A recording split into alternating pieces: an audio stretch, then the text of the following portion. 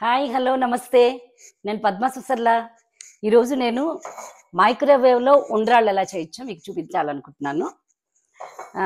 దీని పేరు మా చేతి వంట. ఇప్పటికే ఈ మధ్య అంతా ఫ్రెండ్స్ అందరూ చేయొచ్చు కదా, యూట్యూబ్ ఛానల్ నువ్వు కూడా సరదాగా కుకింగ్ చేయొచ్చు కదా, నీకు ఇంట్రెస్ట్ అంటే ఎవరు చూస్తారు, ఎన్ని ఏళ్ళ బట్టి ఆల్రెడీ అందరూ అన్ని పెట్టేశారు. ఇప్పుడు కొత్తగా నేను చేస్తే ఎవరు చూస్తారు అని లాస్ట్ 5-7 ఇయర్స్గా నేను అసలు ఎవరి ఫ్రెండ్స్ చెప్పినా వెళ్ళలేదండి. సడన్గా నాకు రియలైజేషన్ వచ్చింది ఏంటంటే, ప్రతి ఇంటికి వాళ్ళ ఇంటి వంట ఒకటి ఉంటుంది కదా. మన ఇంట్లో మా అమ్మ వండేది నాకు ఒకటి ఉంటుంది, మా ఆయనకి వాళ్ళ అమ్మగారు వండేవాడు వంట ఉంటుంది. అలా ప్రతి ఇంట్లో వాళ్ళ వంటతో ఒక ప్రత్యేకమైన వంట తప్పకుండా ఉంటుంది, ఒక పదార్థం అయితే. అలాగే ఎన్నో మన పూర్వం ఇళ్లలో కొనసాగుతున్న వంటలు కూడా చాలా ఉంటాయి. అప్పుడు అనిపించింది నాకు, ఇవి చెప్పొచ్చు కదా అందరికీను. ఇప్పుడు ప్రపంచం అంతా ఉన్న paneer butter masala, fried rice ఎవరికి చెప్పక్కర్లేదు. కానీ ఈ ప్రత్యేకమైన వంటలు చెప్తే అవి కూడా ఎవరైనా చేసుకుని ట్రై చేస్తే బాగుంటుంది కదా అనిపించి అలా రియలైజ్ అయ్యాక నేను మొదలుపెట్టానండి.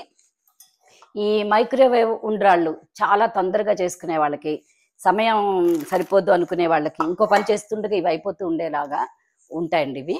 దీనికి కావాల్సిన పదార్థాలు: 1 కప్పు బియ్యం రవ్వ,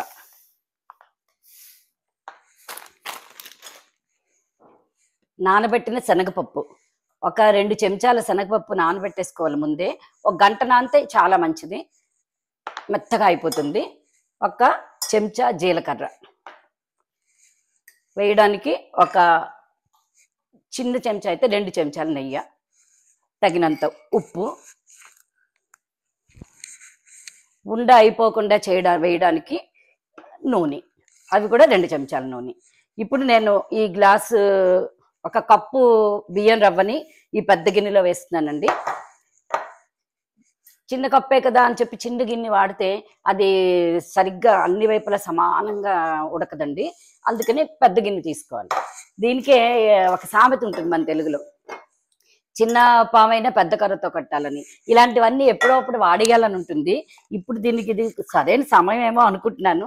మన జాతీయాలు, ఆ మాండలికాల్లో వచ్చే అక్కడ ఆ ప్రాంతంలో వాడే ఆ పదాలు అవన్నీ ఎంత అందంగా ఉంటాయి కదా. 1 కప్పుకి రవ్వకి 1.5 నీళ్లు పోస్తున్నానండి. ఎందుకంటే ఒకేసారి ముందే ఎక్కువ నీళ్లు పోసేస్తే ముద్ద అయిపోతుంది. వేసి ఈ శనగపప్పు ఇందులో వేసాను, జీలకర్ర వేసాను, తగినంత ఉప్పు వేస్తున్నాను. ఉప్పు ఎవరి రుచికి తగినంత వాళ్ళు వేసుకోవచ్చు. ఇప్పుడు ఒక 2 చెంచాల నూనె,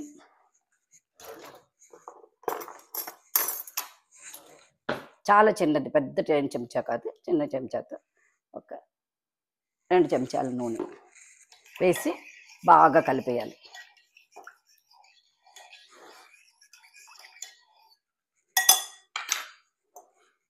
కలిపేసాక దీన్ని ఇప్పుడు మైక్రోవేవ్లో పెట్టాలి.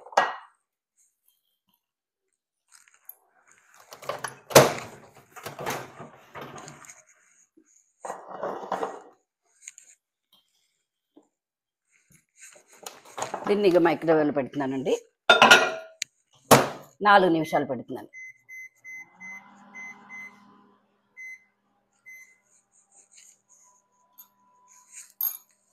ఆ 4 నిమిషాలు అయిపోయాక అప్పుడు తీసి మళ్ళీ కొంచెం మెత్తగా అయిందా లేదా చూసుకోవాలి. ఈ లోపల ఏదైనా మాట్లాడుకోవాలి కదండి. అందుకని నాకేం గుర్తొచ్చిందంటే, ఇప్పుడు ఆ మైక్రోవేవ్లోంచి ఏదైనా వేడి పదార్థాన్ని తీయాలంటే మనం ఇలాంటి చేతికి వాడుకునే క్లాత్ వాడతాం కదా. ఇవి వాడినప్పుడల్లా నాకేం గుర్తొస్తుందో తెలుసండి, మా చిన్నప్పుడు మా అమ్మమ్మ గారు పెరట్లో, వంటింటి నానుకున్న పెరట్లో పెద్ద అడ్డడి గిన్నె పెట్టి, ఇంత పెద్ద అడ్డడి గిన్నె, ఇప్పుడు భాషలో కేజీ కన్నా కొంచెం ఎక్కువేమో అనుకుంటున్నాను, అంత పెద్ద అడ్డడి గిన్నె, ఇంత ఎత్తడి గిన్నె పెట్టి దాని మీద ఎసరు నీళ్లు పోసి, బాగా కట్టెల పొయ్యి మీద పెట్టి నీళ్లు పోసి సల ఎసరు మరుగుతూ ఉంటే అంతకు ముందే బియ్యం కడిగేసుకుని ఒక బుట్టలో వాడేసుకునేవారు. అప్పుడు బాగా మరిగిన తర్వాత ఆ బుట్టలోంచి బియ్యం తీసి ఇంత తాటేకు బుట్టలు లాంటివి, అలాంటి బుట్టల్లో వాడేవారు. ఆ బియ్యాన్ని తీసి వేసే ముందు ఒక 3 సార్లు అగ్నిహోత్రుడికి ఇలా 3 సార్లు అగ్నిహోత్రుడికి ఆ బియ్యం వేసి అప్పుడు ఆ బియ్యాన్ని అసట్లో పోసేది మా అమ్మమ్మ. అది నాకు భలే సరదాగా అనిపించేది అవన్నీ చూస్తుంటే.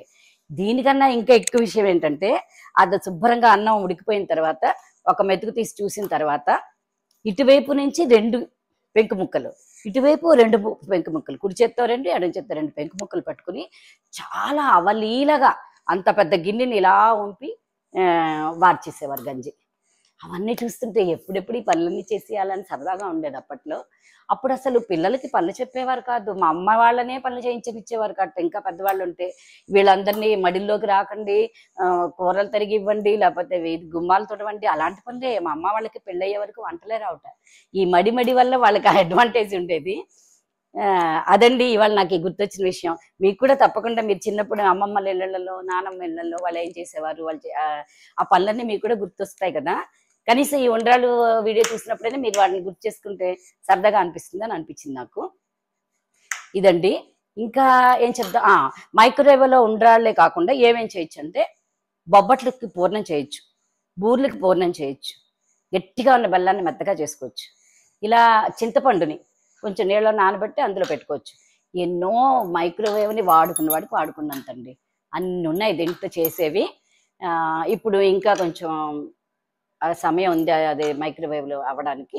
అది అయిన తర్వాత ఒకసారి ఈ ఊళ్ళో మేము పిల్లలందరి చేత వినాయక చవితి పూజ చేయించామండి. మొత్తం అందరు కలిపి ఇక్కడ క్లబ్ హౌస్ బుక్ చేసుకుని అక్కడ పండుగలన్నీ చేసుకుంటాం మేము.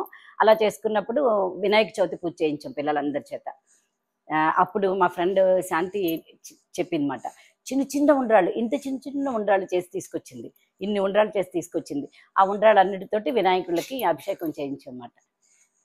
అసలు ఎంత మందికి ఎన్ని రకాల ఆలోచనలు వస్తున్నాయో, అసలు ఎంత కొత్తగా ఎన్ని రకాలు చేయొచ్చో వింటుంటే భలే ఆశ్చర్యంగా అనిపిస్తుంది కదా.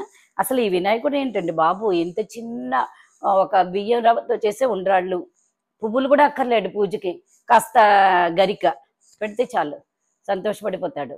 మొట్టమొదటి ప్రమథ గణాధిపతి, మొదటి పూజ అందుకునే వినాయకుడు. అందుకే ఈ నా వీడియో వినాయకుడు ఉండ్రాళ్ళతోటే మొదలు పెట్టాలనుకున్నాను. మీ అందరికీ కూడా ఇవి తప్పకుండా నచ్చుతుంది అనుకుంటున్నాను. ఇంకా 2 నిమిషాలు ఉంది టైము. ఈ సందర్భంగా ఇంకోటి చెప్పాలనుకుంటున్నాను, తప్పకుండా చెప్పాల్సిందే. నేను ఇది ఏంటంటే, నేను బాలకృష్ణ సినిమాని చూసినప్పుడు మా నాన్నగారు ఎప్పుడో చెప్పారు, శుక్లాంబరధరం విష్ణుం శశివర్ణం చతుర్భుజం మన సంస్కృతి అని ఆయన్ని అప్పుడప్పుడు ఇమిటేట్ చేస్తూ ఉండేదాన్ని. ఇంట్లో కూర్చున్నా సరే, సరదాగా ఫ్రెండ్స్ దగ్గర అయినా సరే.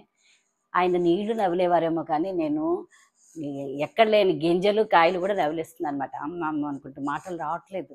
అప్పుడు అనిపించింది, ఎవరినైనా ఏదైనా అనడం చాలా సులువు, ఆ పని చేసినప్పుడు తెలుస్తుంది దాంట్లో ఉన్న ఎంత కష్టం. అసలు ఆయనలా అనుకున్న జ్ఞాపక శక్తి కానీ, అనర్గళంగా సమాసాలన్నీ ఇంకా అసలు ఆపకుండా చెప్పే డైలాగులు చెప్పే ఆ తెలివితేటలు కానీ లేవు నాకు. అందుకే ఎప్పుడు ఎవరిని విమర్శించకూడదు. ఏ పని కూడా సులువుగా అయితే ఏది ఈ ప్రపంచంలో ఉండదని నాకు అర్థమైంది. అప్పటి నుంచి సారీ బాలకృష్ణ గారు అని మీ తరపున ఈ సందర్భంగా చెప్పేస్తుంది అనమాట. ఇదండి సంగతి. అయిపోయింది, ఇంకా 50 సెకండ్స్లోకి వచ్చేసాం. కొంచెం చల్లారుతుంది. ఉండలు చేయడానికి ప్రయత్నిస్తున్నాను. ఇవి ఒక్కొక్క ప్రాంతంలో ఒక్కోలా ఉంటాయండి. ఉండ్రాలు చేస్తారు. మేమేమో తూర్పుగోదావరి జిల్లా వాళ్ళం, బియ్యం రవ్వతో చేస్తాం ఇప్పుడు నేను చూపించిన పద్ధతిలో. కొంతమంది ఏమో బియ్యం పిండితో కూడా చేస్తారు. లాస్ట్ టైం ఒకళ్ళ ఇంట్లో చూశాను, వాళ్ళు బియ్యం పిండితోటే ఉండ్రాలు చేస్తారు. ఇంకొంతమంది ఏమో ఇలా చేసిన తర్వాత దీన్ని పట్టుకెళ్ళి మళ్ళీ ఆవిరి మీద పెడతారు. ఎన్ని రకాలో, ఎన్ని వంటలో, ఇంటింటికో వంట అండి, ఇంటింటికో వంట నిజంగా. అన్నీ బాగుంటాయి. బట్ చిన్నప్పుడైతే తెలియక మాదే బాగుంది, మా తూర్పుగోదావరి గొప్ప. మా ఫ్రెండ్, మేము విజయనగరం వెళ్ళాము ట్రాన్స్ఫర్ అయ్యి మా నాన్నగారికి. సో అక్కడ వాళ్ళతో చిన్నప్పుడు కాబట్టి బాగా వాదించుకునేవాళ్ళం, మా భాష గొప్పది అని. అన్ని భాషలు గొప్పవే, అన్ని ప్రాంతాలు గొప్పవే, అన్ని రుచులు గొప్పవే. అది మన ఇష్టాలను బట్టి ఉంటుంది, అంతేకాని ఆ పదార్థంలో ఏముండదని అర్థమైందన్నమాట. అదండి సంగతి. ఇగో 4, 5, 6 ఒక 6 ఉండ్రాళ్ళు అయిపోయాయి. మిగతా తర్వాత చేద్దాం. ఈ 6 ఉండ్రాళ్ళని వినాయకుడికి నైవేద్యం పెట్టేసి ఇప్పుడు రుచి చూస్తాం.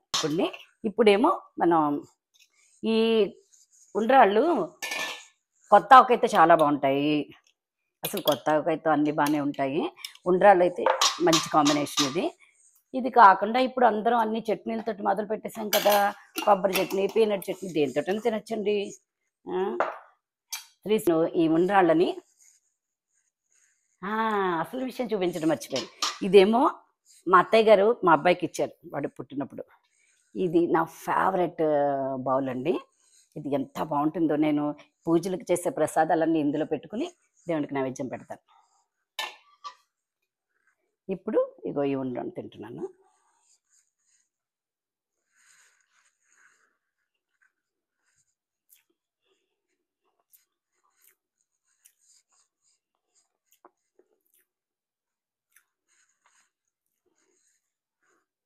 నిజంగానే చాలా బాగుంది.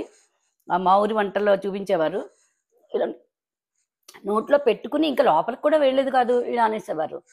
నేను అలా అనట్లేదండోయ్, మొత్తం అంతా రుచి చూశాను. మొత్తం ఇక ఉండడంలో సగం తినేసాను. ఎంత బాగుందంటే ఉండ్రాళ్ళేమో కమ్మగా శనగపప్పు, నెయ్యి, జీలకర్ర అన్నీ కలిసి ఉడకడంతో మదనం వచ్చింది. పక్కనే కొత్త ఆవకాయ కారం కారంగా పుల్ల పుల్లగా ఆ ఉండ అన్ని రుచులతో కలిపి తింటుంటే భలే బాగుందండి. మీరు కూడా చేసుకుని చెప్పండి. మీకు ఈ వీడియో నచ్చితే ప్లీజ్ లైక్ అండ్ సబ్స్క్రైబ్.